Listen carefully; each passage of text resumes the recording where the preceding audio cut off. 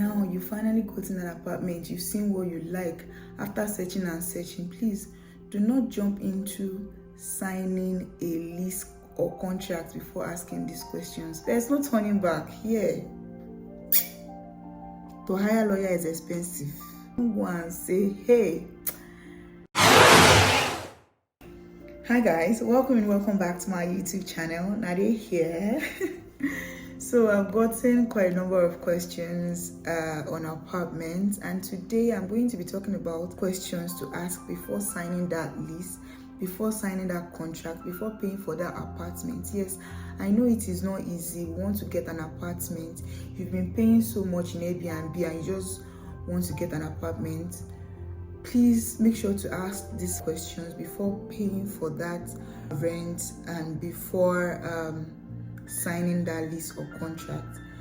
If you know somebody that is coming to Canada soon or is looking for an apartment, or you're looking for an apartment, or you're looking to rent an apartment, this video is for you and you might want to watch it till the end. Before we continue, if this is your first time seeing this beautiful face, welcome to my YouTube channel. I hope that you subscribe, like, comment and share. I hope that you like the content that I put out here, and I'd love for you to join this beautiful community. And to my old subscribers and to me, thank you so much for the love. It means so much to me. You know I would do it. Please don't forget to like, comment and share. And without further ado, let's get into it. Number one is, how long is the lease term? So there are two options. There's a 6-month option and there's a 1-year option.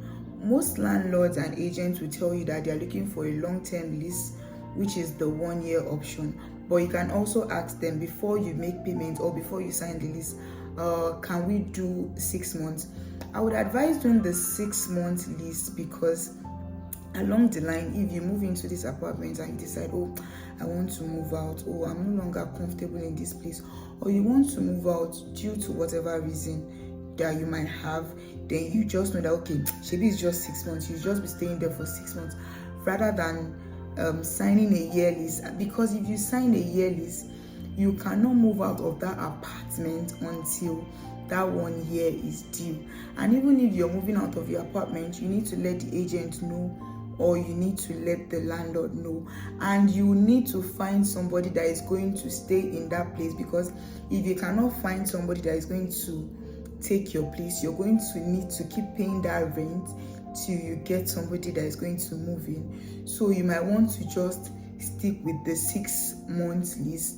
So if at the end of the 6 months you feel like, oh, I like this place, I still want to keep staying there, you can sign another 6 months or sign a 1 year. But please make sure to ask if it's a 1 year lease or a 6 months lease. Number 2 question that I want to ask is, are utilities included? If yes, what are the utilities included? Now, some apartments, you see they are going to write in the description, utilities are included. The moment you see utilities are included, you're going to, they already said utilities are included. Please make sure to ask, what are the utilities included? Some people are going to write utilities included, but the only utilities included is just water and heat. So you need to ask very well. If they tell you utilities are included, ask them, what are the utilities included? Because we have heat, we have energy. I think heat and energy is the same thing. We have heat, we have water, we have power, and we have internet. So you need to ask these questions. Are utilities included? If yes, tell the agent or the landlord to list the utilities included for you, so you know if you can afford it or no. I would usually advise that you go for a house or an apartment that has utilities included. That way you don't have to bother about, having to pay for water, having to pay for light, having to pay for energy, having to pay for internet. If you see an apartment that has every other utilities without internet, you can still take it. But just make sure, if they tell you utilities are included, make sure to ask them which utilities, what are the utilities included. Tell them to list it out for you. And if there are no utilities included, at least you know that, okay, utilities are not included and you're going to need to pay for your utilities yourself. But please make sure to ask these questions before getting an apartment. Number 3 question you want to ask is, what is the security deposit? So half of the time, so a security deposit is a deposit fee, is like damages. You know how if you want to rent an apartment in Nigeria, they'll tell you to pay for damages. Yes, that is what a security deposit is here in Canada. So half of the time, the security deposit is always equal to the 1 year rent. You make sure to ask how much the security deposit is, and ask if you can split the security deposit, that is pay half of the security deposit with your lease immediately and pay the rest, probably split it into 3, then pay the rest in the following month, then the following month, like that. If you know that you're on a budget and you cannot really afford to pay the rent and the security deposit together all at once, that is an option you can explore. So the way the security deposit works is, just like I said, it is like damages in Nigeria. If you spoil anything in the house by the time you're moving out, they will remove the money for the thing that you spoiled in the house. They remove it from the security deposit and they will use to fix it. So whatever amount is left, they're going to give you the balance. But the security deposit is just to ensure that you don't spoil anything. You're leaving the house as you moved in. Everything is intact. Nothing is spoiled or anything. So please make sure to ask about this before signing that lease. Number 4 question is, what are the restrictions on the house? So most apartments, you're going to see, before you get an apartment, in the description you're going to see no pets allowed, no smoking. Some people will tell you you can't stay out more than 10 p.m. Some people will tell you you can't stay out more than 12 p.m. Some people tell you you can't bring friends over. There are restrictions in houses. Yes, it is their house and they have the right to tell you whatever they want. Just like in Nigeria, that some landlords will tell you that you cannot bring friends into the house. If you are the only person coming in that is renting the apartment, nobody can come and live with you. But the only difference between this place, in Nigeria, if your landlord tells you that, some people, your landlord will tell you that you cannot bring anybody to come and live with you. You still say, "Kiniko is my money."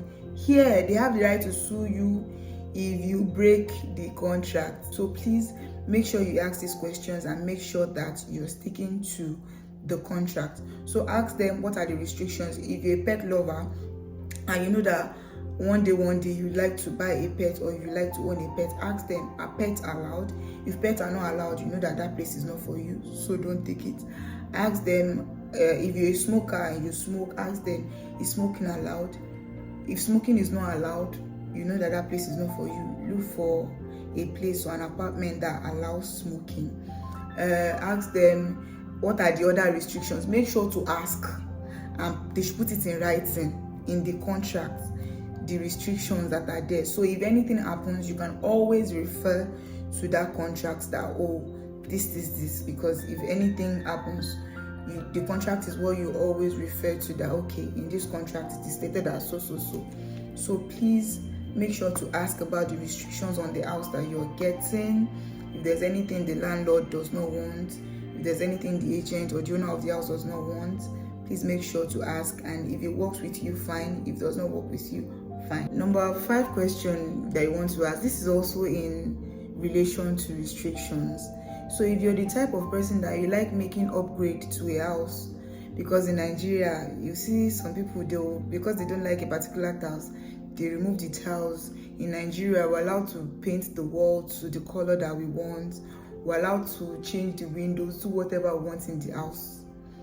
Now in this place, it's not like that. Please make sure to ask if you are the type of person that likes to make upgrades in house, probably like to let it suit your taste, or there is a permanent upgrade that you know that if you make this upgrade, it's going to affect the house or it's going to change the house from the way you rented it. Please make sure to ask the agent or the landlord if it is allowed. So you can't just say, oh, because you don't like the way the floor is, you just woke up one morning, you went where they used to go and buy tiles or flooring and you say you want to change it. Please make sure to ask the agent or the landlord, is it allowed? Are you allowed to change the painting? Are you allowed to repaint the color, repaint the walls if you don't like the color? Are you allowed to do some permanent changes? Whatever change you want to make, if you know you are the type of person that likes to upgrade apartment to their taste, please make sure to ask your landlord before you do it. So at the end of the day, you will not go and do it, and they will tell you are going to pay extra on top of that deposit that you've paid, because the deposit that you've paid does not cover the damage that you've made.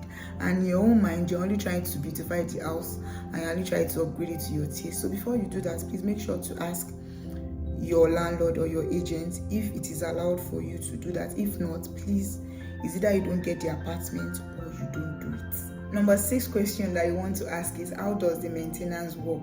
So is it like a 24 hours call, or is it something that I need to go online and complain, or is it something that I can just call and you guys will get it fixed, or is it something I need to go online, send an email, fill a form, then I have to wait 24 hours, 72 hours or something? Make sure you ask these things, because for instance, in my house, if I need them to fix anything or if anything goes wrong, all I need to do is send a text, send an email, or put a call through to the house manager that, oh, I noticed this thing, I don't like it, I feel unsafe, can you help me attend to it immediately? And that same day they are going to come and get it done. And if it is something that they cannot fix immediately because they cannot find what they need to use, the following day they are going to try to get it done. But that is not the case for some houses. Some houses you might need to go online, fill a form. It's going to go through so many processes. They'll tell you you need to wait 72 hours to get it done. For instance, if your window cracks or your door breaks or something happens, if you don't fill a form or follow the due protocol or procedure, they might not be able to fix it for you. You might need to fix it by yourself if you know that you cannot wait. So you need to ask these questions, and as you're asking this question, make sure that it is in the contract that, okay, if you have to wait 72 hours, it is there. If it is immediate or 24 hours, they're going to get it done for you as soon as you complain. Let it be written down. So it's not going to be that you guys are going to be dragging each other. Shibi, I said this, Shibi, I said that, because here everything is written, everything is contracts. Sue anybody, sueable. The bottom line, just make sure that you ask about the maintenance policy, if it is immediate, if it is hours notice, if you need to go online and fill a form, what is the process, how long does it take? Make sure that it is something that you're comfortable with. If not, find something that you're comfortable with. Number 7, you've seen a place that you like, it's so beautiful, it's everything I want and more. Don't pay it. Check the water pressure, check it, check the socket, check the water pressure, check the taps, check the heater, check the heat if it is working. If there's air conditioning, check if it is working. Check the stove, check the oven, check the drawers, check everything. Check. Make sure to don't let your excitement or your happiness push you into signing that lease before, because once you sign that lease, there is no turning back. Once you make that payment and you sign that lease, there's no turning back. Everything you want to do, you refer to the lease, you refer to the contract. So make sure that you check the water pressure, if the water is running very well, if the hot water is working, if the cold water is working. Make sure that you check the socket, if all the sockets in the house are working. Make sure to check the bulbs. Yes, and don't forget to ask if your bulb or if anything spoils, are you the one to fix it, or is it the house that is going to fix it? It is very important. Please make sure to ask. So moving on, check the bulbs, check the socket, check the water, check the oven, check the gas, check the fridge, check that everything is working. And if you notice that anything is not working or some things are not working at the moment, ask them, oh, I noticed this is not working, are you going to fix it? If they say they're going to fix it, fine. If they say they're not going to fix it, you know that you need to move. If they say that, oh, they're going to fix it, ask them, when are you going to fix it? These are very, very important questions, because these things can frustrate you in your own apartment that you're paying dollars, hundreds of dollars for, or thousands of dollars. It can frustrate you, and you don't want to be paying that much money to be frustrated in your own apartment, in your own home, in your own space.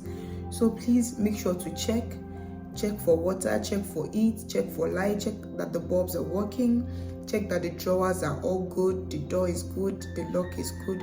Check for everything. Number 8, if you're staying in an apartment, ask how the laundry works. is it a coin based or is it the one that everybody can use?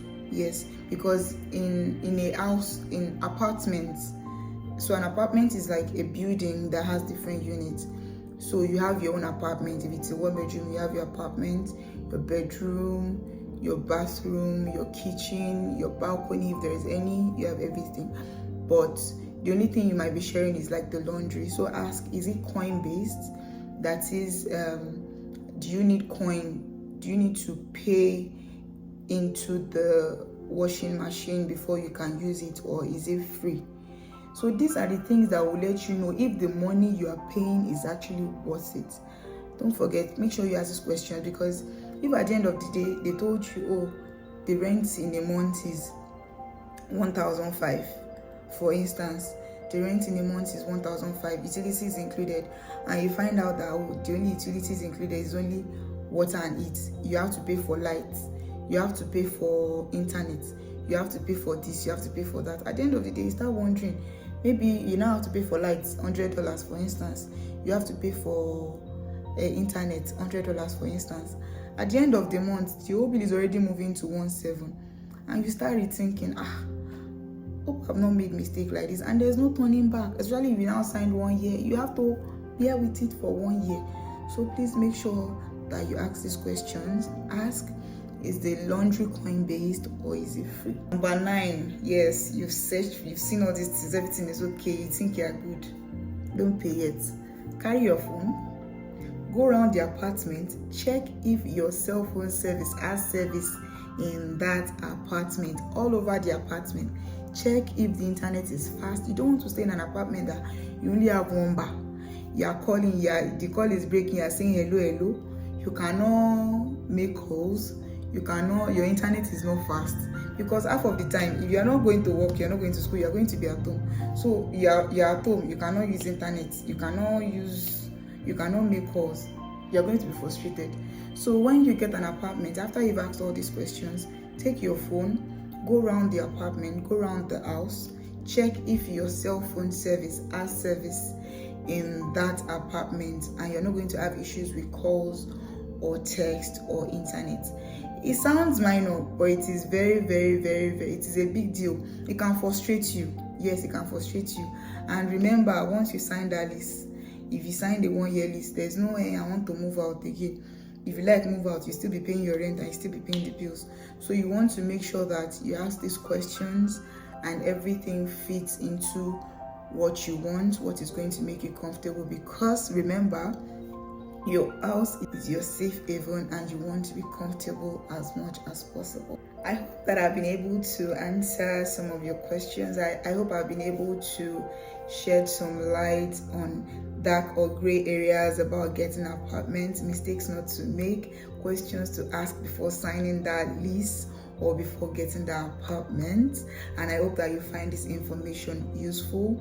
If you did, please don't forget to subscribe if you haven't, and also don't forget to like, comment, and share this video with anyone that you think this video might be useful for. Thank you guys so much. See you all in my next video. I love you so much. Bye. Mwah.